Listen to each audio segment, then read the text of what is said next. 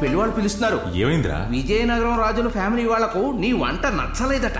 వంట చేస్తున్నప్పుడు మధ్యలో మీరు పాట పాడుతూ చేశారే, అదే బాగుందని చెప్తున్నారు. సాధారణ మనిషికి విజయనగరం రాజు గారితో కలిసి కూర్చుని భోంచేసే అదృష్టం ఎవరికైనా కలిగిందంటే అది సత్తెనపల్లి నారాయణ స్వామికి మాత్రమే.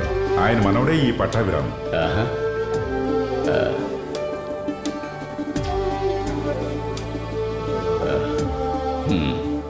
ఈయన ఎవరో తెలుసా నీకు పట్టాభి?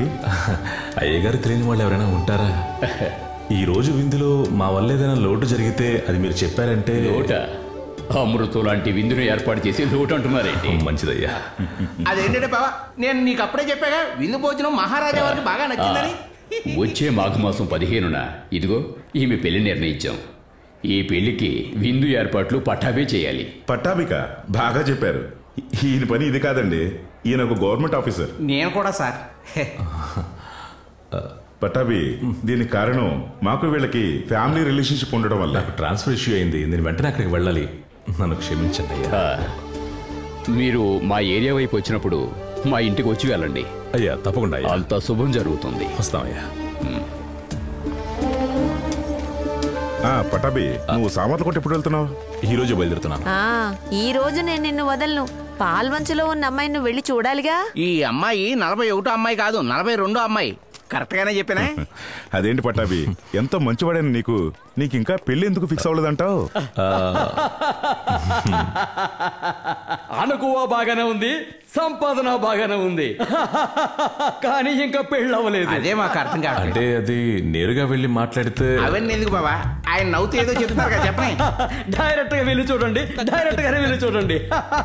మీరు డైరెక్ట్ గా వెళ్ళడమే మంచిది. ఏంటి బాబా ఇటు పరిస్థితి ఏం అర్థం కావట్లేదు. మీరు ఎప్పుడు ఇలాగే నవ్వుతూ ఉంటారా?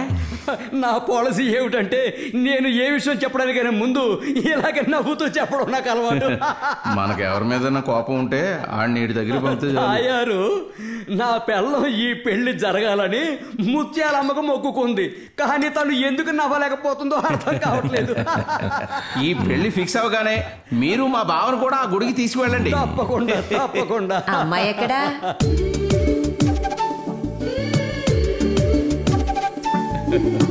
రామ్మా రా.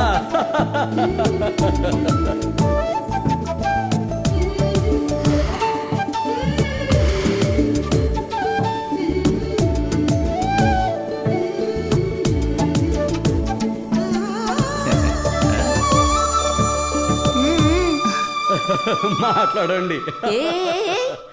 ఇంకా మాట్లాడతాలేమీ లేవు. ఎందుకు బాబా మాట్లాడటం? నేను మాట్లాడతానండి. మాట్లాడండి. ఒక నిమిషం పదండి. అయ్యో, నవ్వుతూ మాట్లాడు, నవ్విస్తూ మాట్లాడు బావా. బెడ్రూమ్ లోకి వెళ్దాం రండి. హే, బెడ్రూమ్ లోకి వెళ్ళాలా వద్దా అని నిర్ణయించుకోవడానికి మనం ఇక్కడ చర్చించుకుంటే మంచిది. మీకు రసం అంటే ఇష్టమా?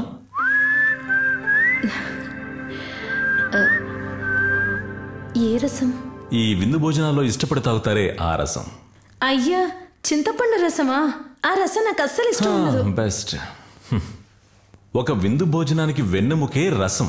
ఇంగువ, అల్లం, జీలకర్ర, ఎండుమిరపకాయలు, మిరియాలు ఇవన్నీ చక్కగా తీసుకుని వేయించుకుని సిద్ధం చేసామంటే, శుభ్రంగా ఉండే చింతపండును తీసుకుని బాగా పిండి దానిలో 2-3 టమోటాలు తీసుకుని వేసి ఆ రసం పొంగుతున్నప్పుడు 2 పచ్చిమిరపకాయలు, కొద్దిగా కొత్తిమీర దాంట్లో వేసామంటే, ఆ రసం బాగా మరుగుతున్నప్పుడు దాంట్లో కొద్దిగా ఇంగు వేసామంటే, అవసరం అనుకుంటే కాస్త బెల్లం కూడా వేయొచ్చు తీయదనం కోసం. ఆహా, దానికంటే మంచి పులుసు ఉంటుందా, ఔషధం ఉంటుందా? అలాగే నా పెళ్లికి సంబంధించి ఓ కండిషన్ ఉంది. ఆ అమ్మాయికి రసం అంటే ఇష్టం ఉండాలి, రసం పెట్టడం వచ్చి ఉండాలి.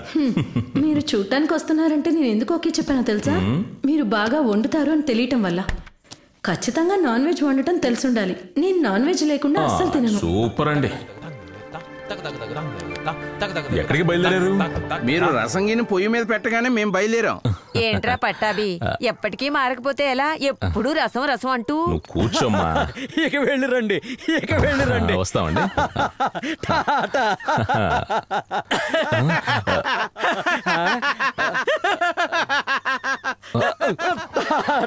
సార్, ఏ సిచ్యువేషన్ లో అయినా నవ్వుతూ ఉండాలని చెప్పారుగా. మా బావ పెళ్లి చెడిపోయినా ఎలా నవ్వుతున్నాడో చూడండి. జాగ్రత్తగా వెళ్ళి రండి.